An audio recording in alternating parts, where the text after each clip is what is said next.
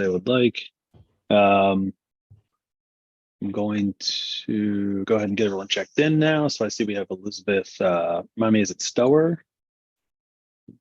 Stower, if you could unmute for me. Stare. Okay. Yeah. Welcome. And Ms. Stare, who are you representing here today? Myself. Okay, great. A Mount Lookout resident. Correct. All right. Welcome. Thank you. I see that we have someone under the name Eric. Is that Eric Surkamp? Yes. Okay. And you are the owner with Allison? Property owner, yes. All right. Welcome. Thank you. And then Mark. Mark, could you give me your last name? Darkers. All right. Are you the builder? I am the architect. Architect. Got it. Okay. Welcome, Mr. Jerkers. Thank you.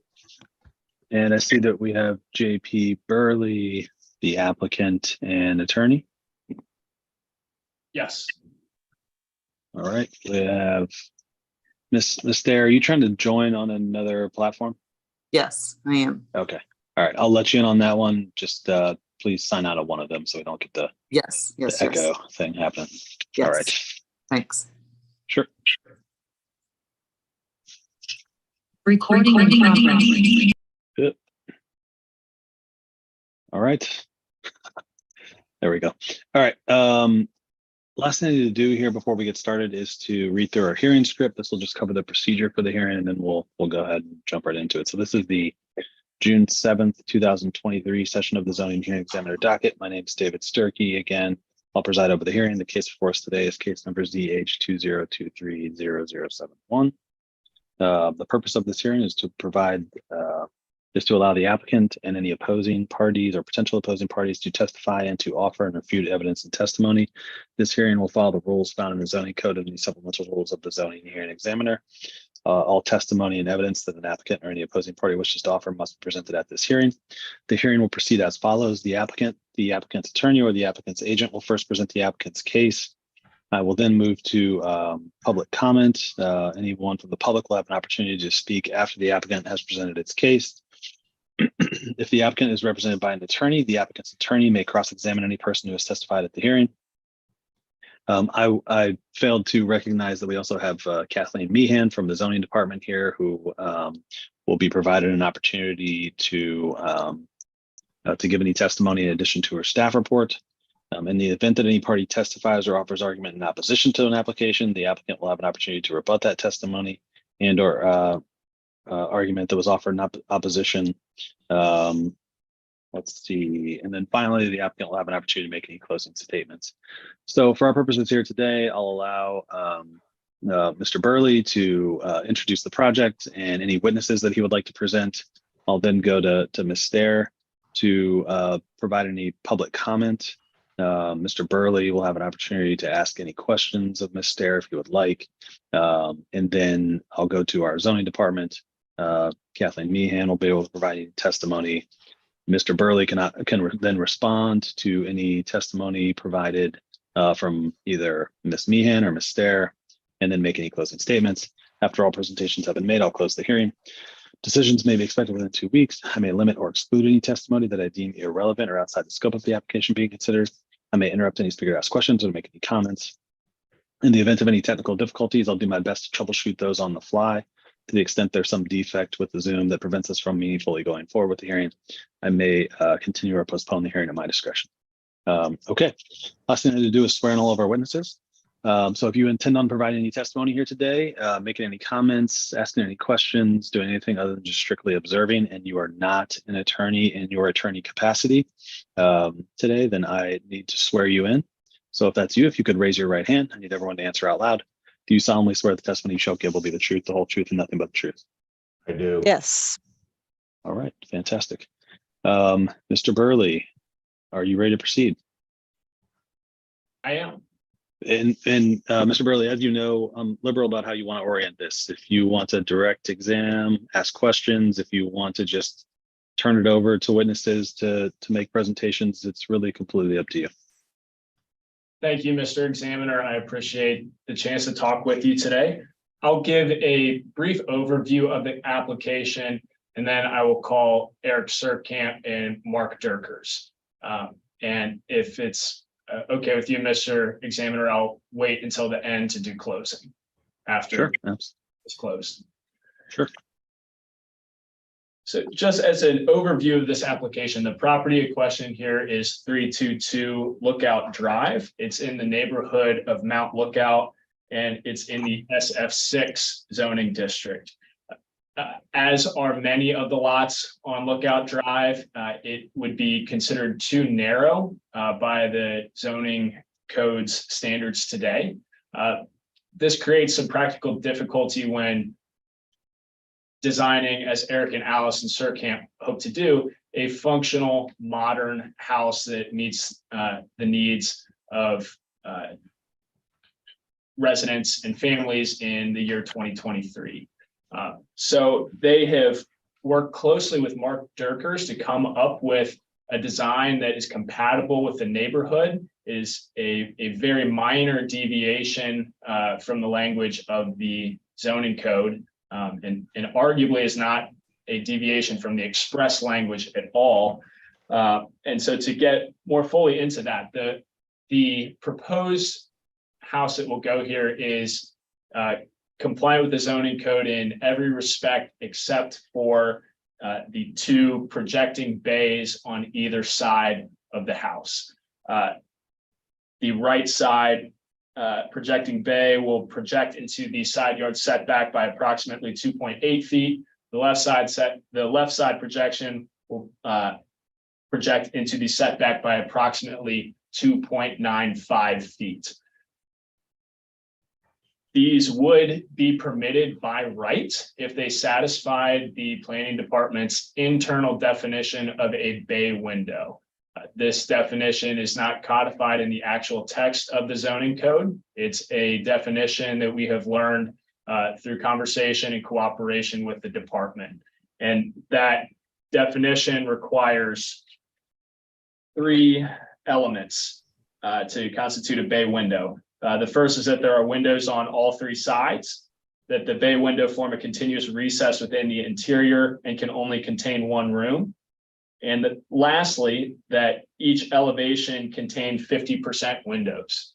So the projections at issue are in compliance with 2 out of the 3 of these prongs. And on the only issue of non-compliance is the 50% window requirement. So although this is a side yard setback variance application, Mr. Examiner, functionally, we're talking about a variance from the planning department's internal definition of bay window. So on the right side, instead of 50% windows, we have 38% windows. On the first floor of that elevation, there's a chimney flanked on either side by windows. And what's worth noting is that if the chimney extended all the way up, that would be permitted by right as well to project into the side yard setback. On the left side, you have 45% windows, so very close to this 50% mark. And the reason they have designed these projections to not meet exactly 50% is actually at the request of the adjacent neighbors. Mr. Surkamp has done an admirable job of discussing this proposed design with,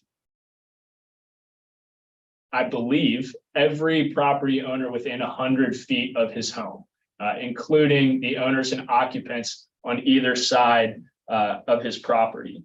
And the adjacent abutting property owners actually requested that he include slightly less glass so that the Surkamps and the adjacent property owners could enjoy a little more privacy, even though they have no problem with the projections themselves. So let me stop you there, JP, just to make sure I'm on the same page with you. So you're saying that this would meet the requirements of bay windows. Well, at least the one side would meet requirements for bay windows that would not be subject to the setback restrictions if they had just included more transparency or more windows. But they decided not to do that because there was a preference of the adjacent property owner. That is correct, Mr. Examiner. And then on the other side, the chimney, if it extended up through the top of the home, that also would not be included in the side yard setback calculations That is correct. as well. Okay, why doesn't the chimney go up to the top? I'll let the property owner and the architect speak to that, but it was a design choice. Okay, got it. Cool. And that's the right side is the chimney, right? I believe so. Yes. Okay. Yep. Okay. Thanks, JP, for that clarification. And Mr. Examiner, just to put a finer point on this, the property owner directly to the west of the property at 3220 Lookout Drive is Hartman and Verkamp LLC. They have submitted a letter in support. They lease that building to William Boaz and Lauren Johnson. They have also submitted a letter in support. And then directly to the east of the property in question, you have 3224 Lookout Drive. That's Patrick and Shelby Crotty. They have submitted a letter in support as well. So the adjacent property owners here are in full support of the proposed design and the requested variance. And it's worth noting that the staff is in support of this variance as well, and we appreciate their very thorough report and their recommendation that the variance does satisfy the zoning code's tests for variances, both the practical difficulties test and to allow the CERT camps to enjoy a substantial property right enjoyed by others in the vicinity. This is a very minor departure from the amount of glass required by the planning department's internal definition. This was at the request of adjacent neighbors, and it's a style that's overall very compatible with the neighborhood. These sorts of projecting bays are common on Lookout Drive and in the surrounding neighborhood. And overall, this allows for a more functional floor plan, which will increase the utility and value of the property. All of this advances the city's long-term planning goals that include high-quality owner-occupied housing in its residential districts. So for all of these reasons and the testimony that you're about to hear from Mr. Surkamp and Mr. Dierkers, we would respectfully ask that the examiner approve the variance application as requested. And if you don't have any questions at this point, I will call Mr. Surkamp. Yep, I think we can move forward. Okay.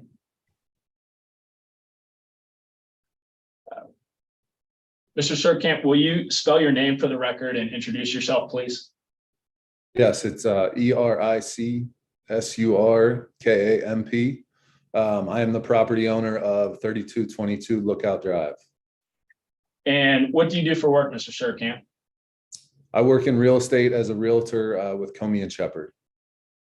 And how long have you owned this property in particular? We purchased this property May of 2022, so a little over a year now. And when you say we, it's you and who, please? And Allison, my wife. Okay. And what led you and Allison to buy the property? We were moving. We owned a house in Mount Adams. We had plans, hopefully here in the near future, for kids and to start a family.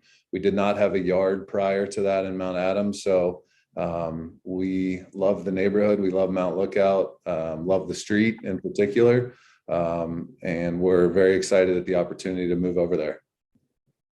And have you gotten to know any of the surrounding neighbors since you bought the property?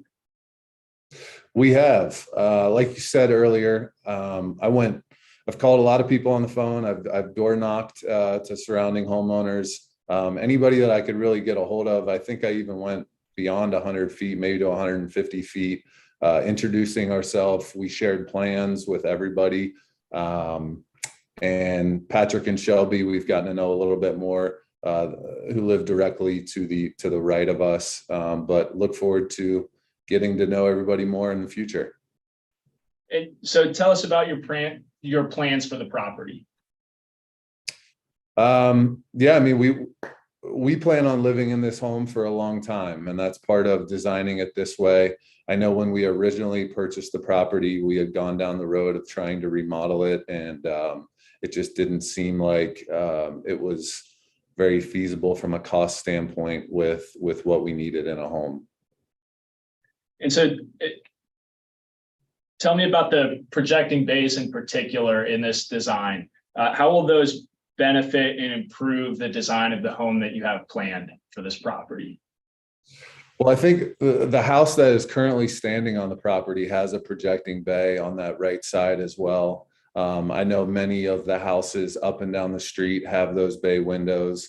So I think overall it will just, in my opinion, I think it brings some definition to the property and helps the overall appearance rather than just having flat walls down the side. How does it affect or improve your use of the interior space? It definitely improves the use of the interior space. You know, currently the house that stands there, the bay window is part of the dining room, which it will be on the left side of our house as well. So it just it does improve the overall function of the house. And you said that you've seen bays like this on other nearby homes. Are those on your street? And where have you observed these bays, please? Those are on our street. I do not know the specific house numbers off the top of my head. I know for certain there are quite a few of them down in the circle at the bottom of the hill, as well as ours, and then a few up the street from us as well towards Herschel. Thank you. And you mentioned that you're a realtor. In your opinion, would these bays add value to the property and make it more desirable for a potential purchaser? I understand that you plan to live here for a while, but would it add value in the long run? Yes, I do believe it would add value, and it improves the overall function. I think it was difficult to design a house that did not have them. What made it difficult? What limitations did you have? Just with the width of the property, it does add usable living space. And, you know, I think originally when we were designing the home, we were unaware of some of the internal definitions. And so it was difficult, I think, to undo a lot of what we had worked on. And then as well as, I think my wife and I wanting to have kids and raise a family here, along with the neighbors having kids, I think we could build the house if we just filled the walls with glass. But I don't think that is what either of the parties on either side of us wanted. And you mentioned that you've spoken with numerous property owners, talked with them on the phone. Have you spoken with anyone that expressed opposition to these bays? No, I have not. And approximately how many property owners do you think you've spoken with about this design? I think we submitted 13 letters, 13 or 14 letters. I know I've received one other letter that we haven't submitted since then, and I bet I've spoken to at least 10 to 15 additional property homeowners on top of that who just chose to not submit a letter, but we're not opposed to it in any way. Do you believe this will have any negative impact on the neighborhood? I don't. I think it's only going to improve the value of the other homes on the street. Do you feel that this design you've come up with your architect is overall compatible and complementary to existing architecture on this street? I do, and I think this house overall, the design of it will blend in well with the other houses on the street. Thank you. Those are all the questions I have, Mr. Surkamp. Is there anything else you'd like the zoning hearing examiner to know in reviewing this application? I don't think so, no. Okay, then thank you for your time. Thank you. Mr. Examiner, I would now call Mr. Mark Durkers, please. Good Mr. afternoon. Durkers, you just got to unmute.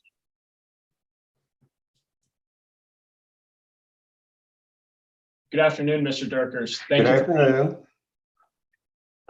Could you spell your name for the record and introduce yourself, please? M-A-R-K, Durkers, D-I-E-R-K-E-R-S.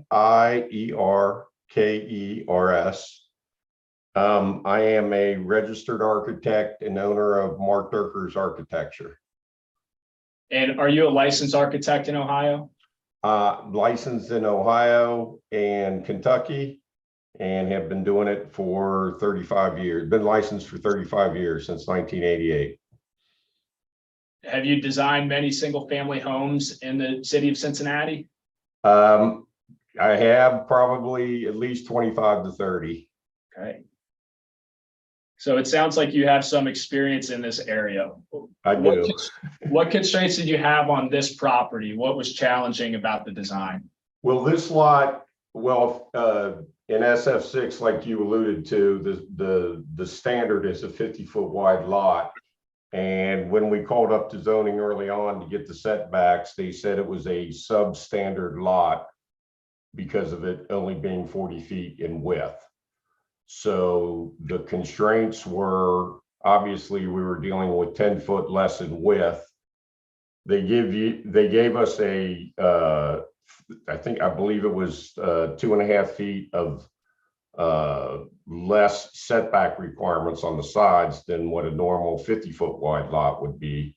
But obviously they reduced it by 2.5 feet, but we're also dealing with 10 feet less. So we were dealing really with 7.5 feet less of width than we normally would.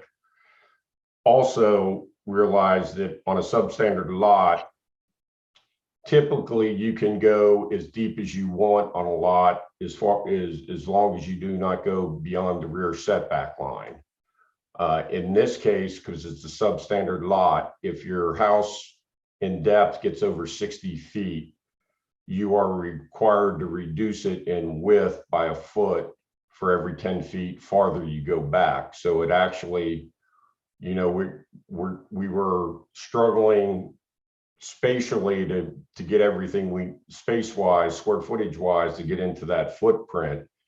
And if we would have gone back further, if we tried to address the square footage by adding it on the back of the house would have got skinnier and longer, and architecturally, in my opinion, wouldn't have been as pleasant, and also starts to intrude on sight lines of the neighbors on either side, left or right, just because our house would have been deeper.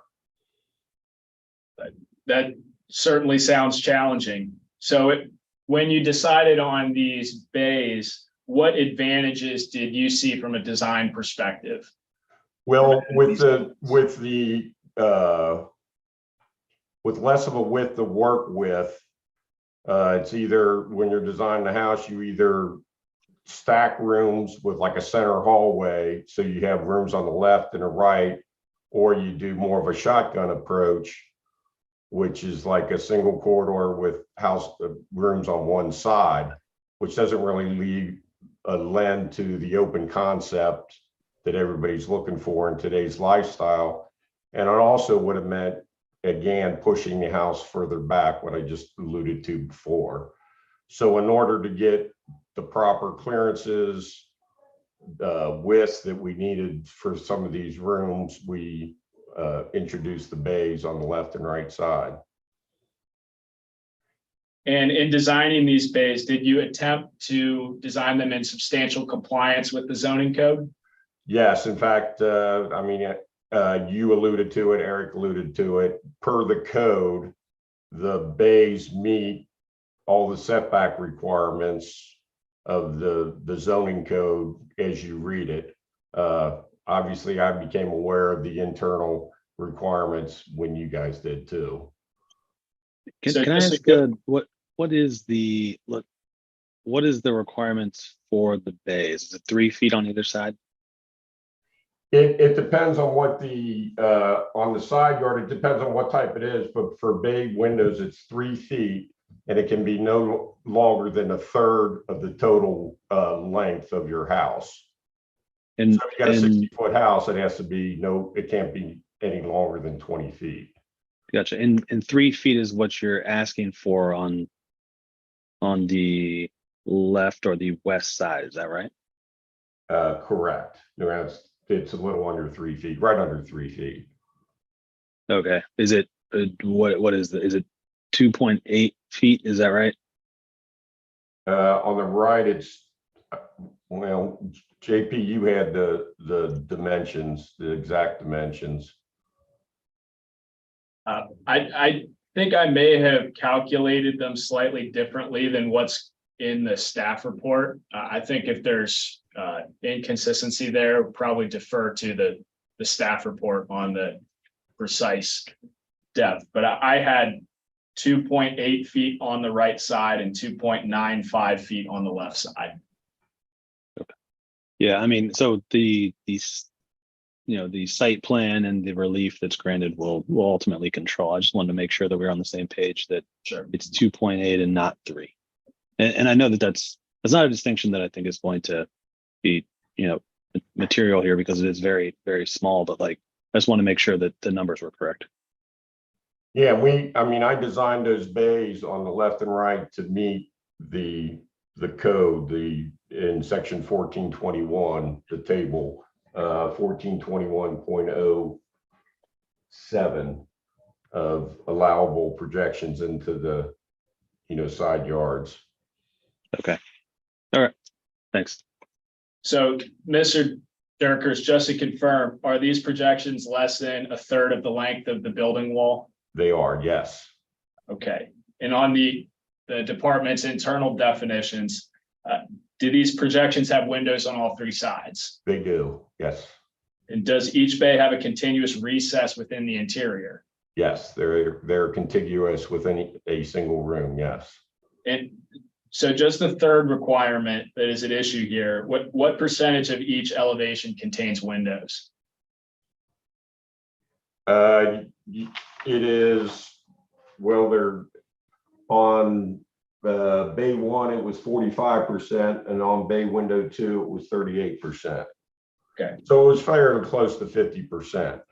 But when we looked at trying to, it's kind of a balancing act of trying to get to that 50%, because you could load that when we could have met the 50%, but in my opinion, architecturally, it didn't look right. And it also limits you on as far as doing window trim, base trim. If you're doing crown mold details, which we probably will do, it kind of limits you on that.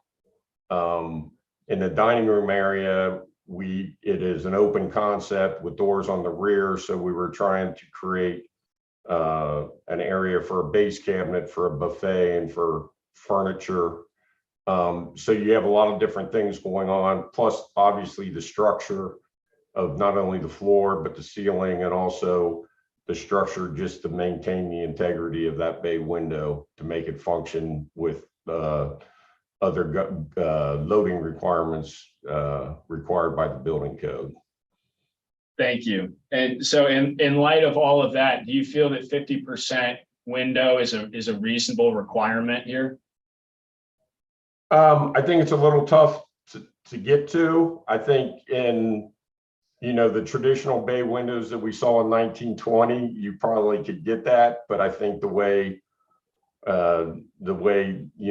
ceilings are taller, bays are bigger, windows are bigger. I think it'd be very hard to do. I think getting close to it, and I think it's, like I said before, it's a balancing act of trying to make it aesthetically functionally and structurally work. I think getting close to that, which we did, is I think is a good compromise. Let me interject here one more time. So the setback, if there's bay windows, and let's just for academic purposes here to just assume that these are bay windows just for a minute. The 3-foot setback, that only applies to the bay windows themselves, correct? Not the rest of the side of the facade of the house? That's correct. They could have Okay. a 3-foot projection would be permitted into the setback. Got it. Okay. And I apologize if I've missed this, but the rest of the house outside of the bay window projections, those comply with the side setback restrictions of 5.75 on the west side and 7.75 on the east side? Yes, those meet the sub-minimum lot standards. So yes, they meet it. Thank you. Just want to clarify that. Thanks, everyone. Mr. Dirkers, have you designed or observed projecting bays like this on other houses in the neighborhood?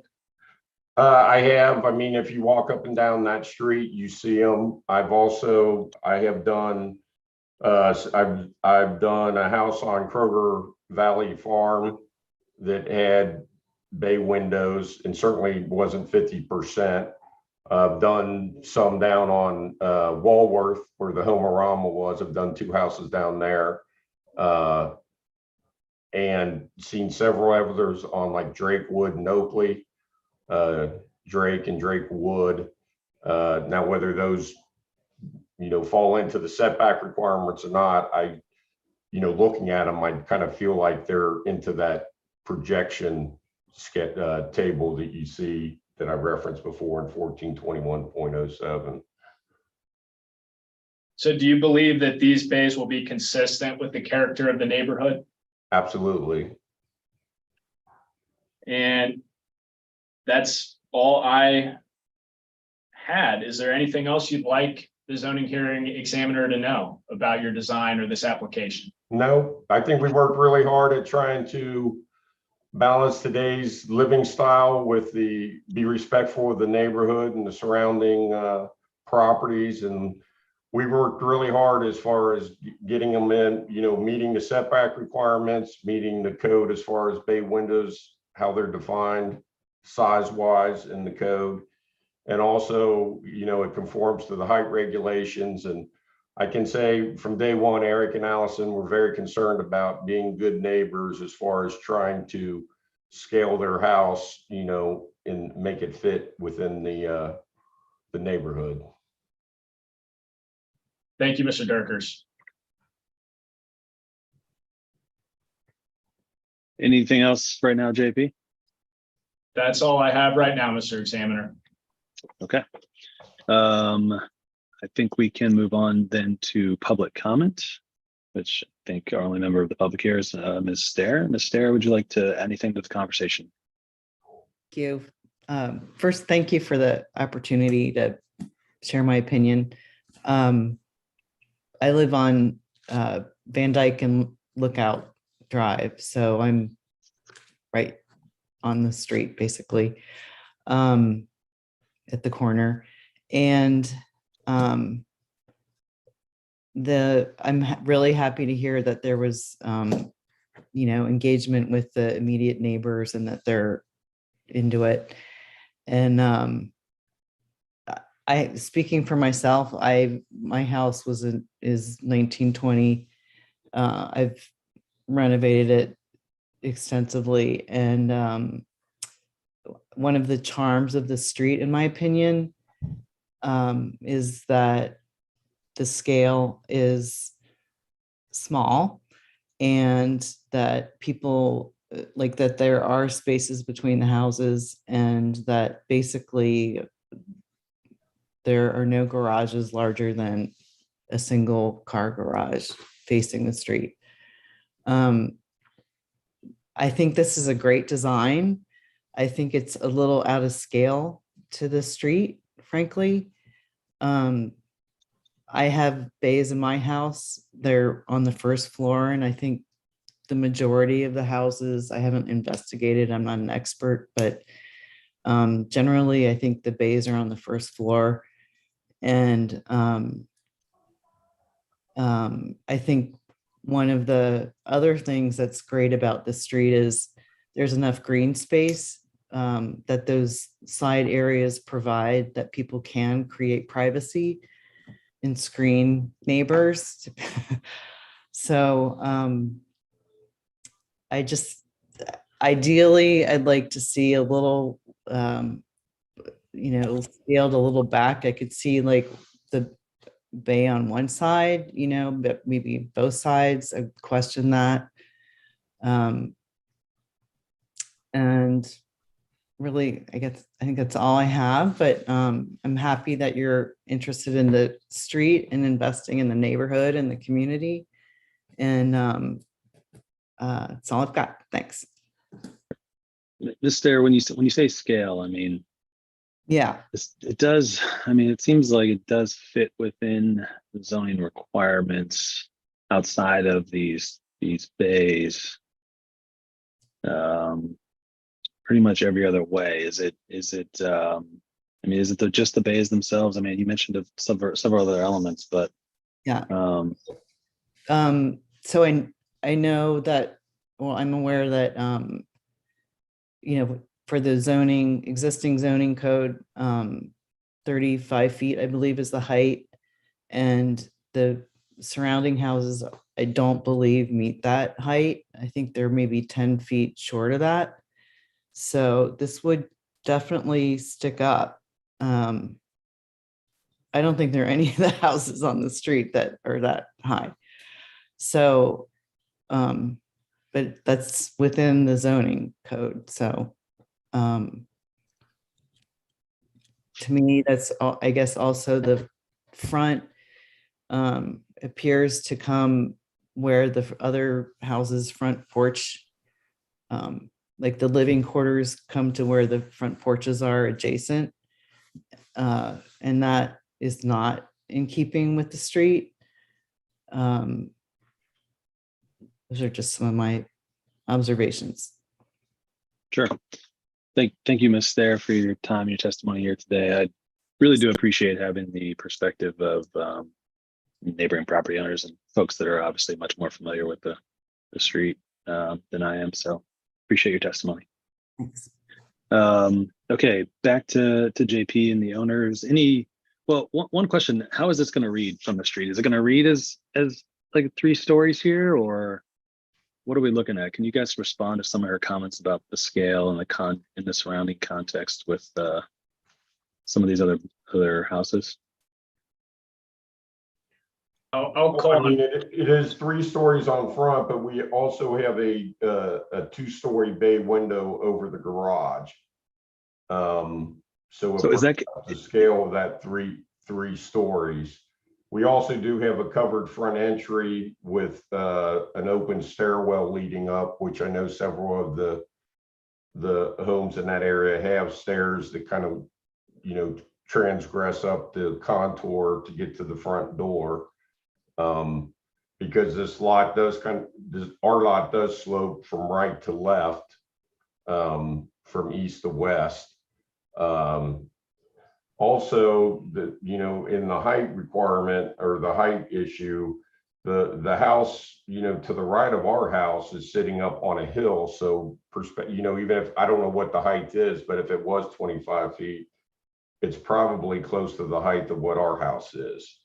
So it's not like you got a 25-foot house on either side and then ours just sticks up right in the middle. So I think that helps balance the scale of it also. Okay. And Mr. Dirkers, just to confirm, this is in compliance with the front yard setback, the height requirement, all other zoning requirements other than the side yard projecting bay issue, correct? Yes. And it conforms with the projecting bays as in the code from 142107 table. Yes. Yes. Okay, thank you for that. Mr. Surkamp, did you have anything to add about the scale of the house as it relates to the surrounding neighborhood. Yeah, I know in talking with some of the neighbors on the street, they were understanding of what we were designing, and specifically, I believe within probably a 5-house radius, the house directly to the right of us, 3224, has had a large addition put off the back of that house. I think our house maybe only goes beyond the back of theirs by 3 or 4 feet. So in terms of scale, it's not really any bigger than that one. And that's the house directly to the right of us. I also know the house directly across the street from us, I believe is 3225 Lookout Drive, has had a very large addition off the back of their house. They were asking me when they were reviewing the plans for total square footage and stuff like that. Their house is actually, I think, maybe even slightly larger than ours in terms of interior square footage. I think 3301 Lookout Drive had a large addition put off the back of it as well. So there are, I guess, in saying that, there are other houses, even though the houses were designed a little bit smaller back in the 1920s. I think people need more space nowadays, and people have started to come in and beef these houses up a little bit. The other thing, I guess, and Mark kind of touched on it, but our lot does kind of slope up. The topography kind of comes up off of the road, and that's why we did have the garage in front. So in essence, it is somewhat below grade, but the substandard lot didn't afford us the ability to design a house and also put a driveway around the side to get a garage in back. So will the garage then be, as I look at the front of the house here on Google Street View, it does look like there's a few steps in the yard to go up, and then a few more to go on that front porch. So will the garage be sort of flush with the ground where the tree is there, or? Yeah, there's a, I don't know exactly, Mark, what the increase in grade is off of the road, but to get to the front step, yes, it will be almost in line with the house on the right of us. Yeah, I'm looking at the site plan. I believe from the street, the garage floor is like 1.5 feet down from street level. So it's actually recessed. Okay. Gotcha. Actually, yeah, and I want to give Kate an opportunity to weigh in here in a second, but just share this so we can look at the same thing for a minute. So what Mr. Durkers, what is this here? Is that the ground level? Yes, that right there is ground level. Okay. Gotcha. So it'll actually be down a little bit further. Yeah, but to Eric's point is from that ground level right there out to the street, it tapers down. Yeah. It probably tapers down about halfway between where that top of that retaining wall is and the street level. Gotcha. Okay. All right, let me stop sharing here. All right. Kate, do you want to provide any information in addition to your staff report or tell us how you got to your recommendation? I would just add that in the interest of being thorough, I did pay a site visit over here to Lookout Drive. It is a very nice street, so I can see why someone would want to live there. I did notice looking at the houses, they do generally have fairly narrow side yards. Several of the houses, it looks like, probably are on a sub-minimum lot. They're not very big. They don't have very big front yards. I did notice several of the homes with projecting bays on a side of them.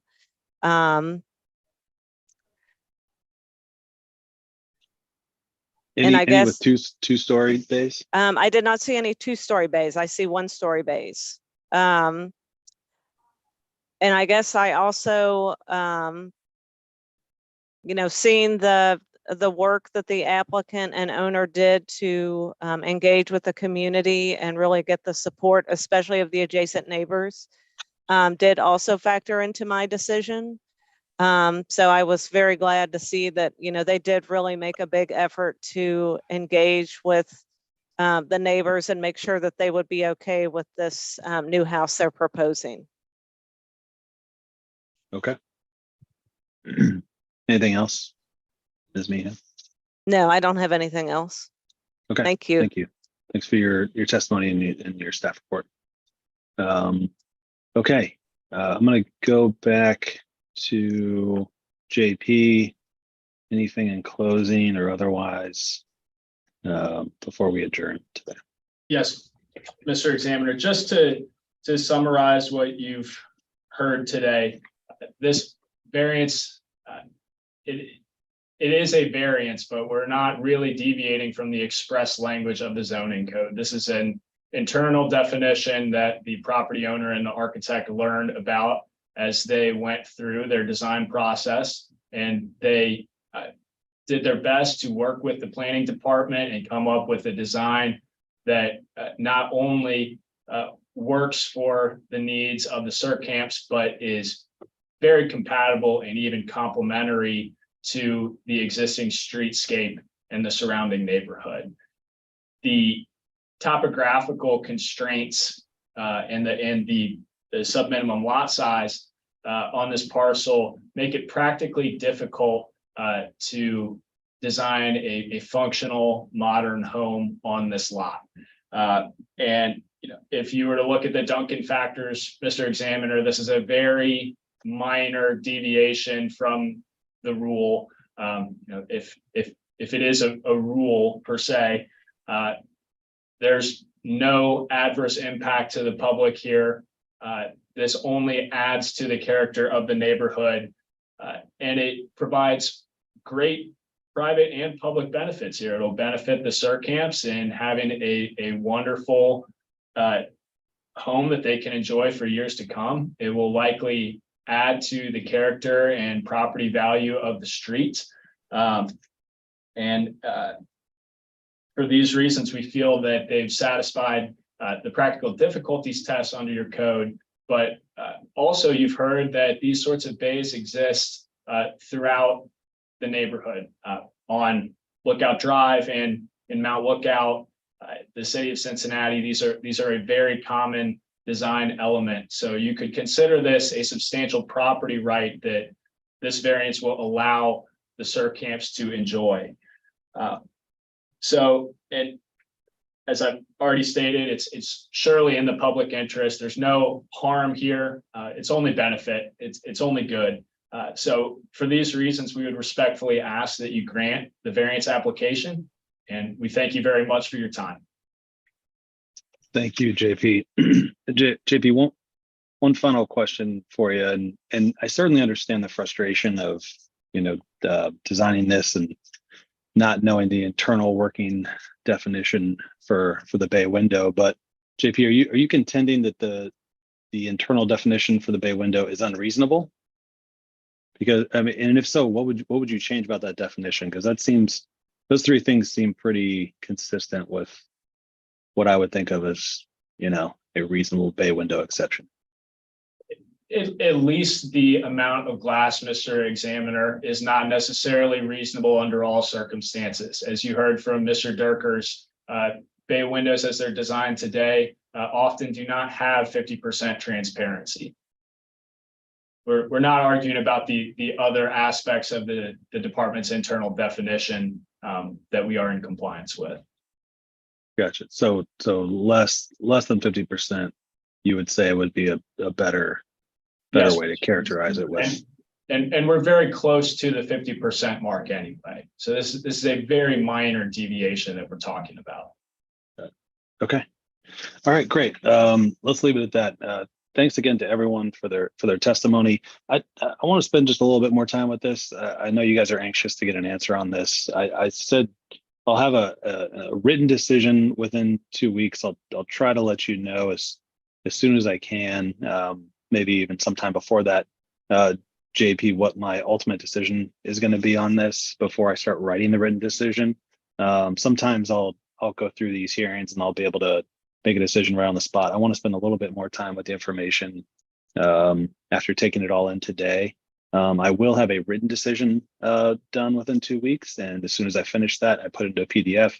I email it to everybody who's in the hearing here today, so you all will have a copy of that decision really just moments after it's complete. JP, typically I'll reach a conclusion after examining all the information before I start writing the decision. If that happens, and I think it would be advantageous, I'm happy to share that decision with you as soon as I make it. But it may just be 2 weeks, and I'll send out the written decision to everybody. Hopefully that makes sense. Do you have any questions about any of that or the process, or does anyone have any questions about anything?